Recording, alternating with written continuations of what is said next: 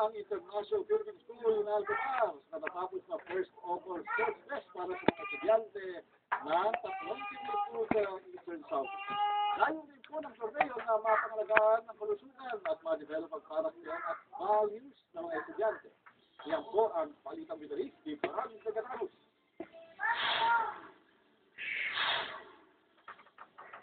Imbes na maglakwas at maglaro ng computer games, minabuti ni AJ Cruz, third-year student ng Al Jazeera International School in Damang, na sumali sa basketball team. Hindi balakid sa kanyang pagiging mataba dahil para sa kanya, parang din niya ito na makapag-exercise.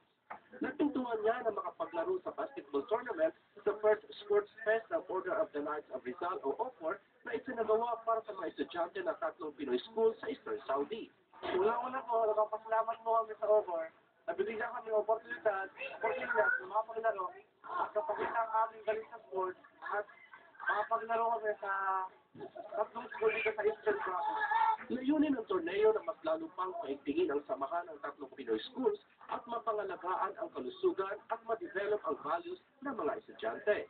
Para suportahan yung mga athletic at sports program ng mga schools at sa ganun din para iparating at pagkaroon makita natin at iparating sa mga kabataan kung paano ma-develop yung kanilang karakter at values sa paglalaro ng sports.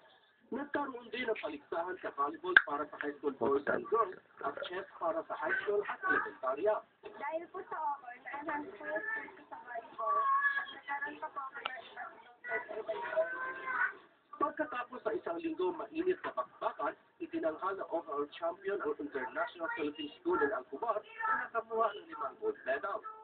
First runner-up ang Al-Andalus International School at second runner-up naman ang Al Jazeera International School in Damang. Ako'y natutuwa at nakaraos ang naming first sport fest dito sa Eastern Province dahil sa tulong ng tatlong international school dito sa Saudi Arabia, lalo-lalo na sa suporta ng aking mga brother knights. Magiging yearly event na raw ito ng OFOR at balak din nilang imbitahan ang ibang Filipino International School para sumali sa kanilang paliga. Nagbabalita sa Middle East, Florante Catanos, Alcomar, Saudi Arabia.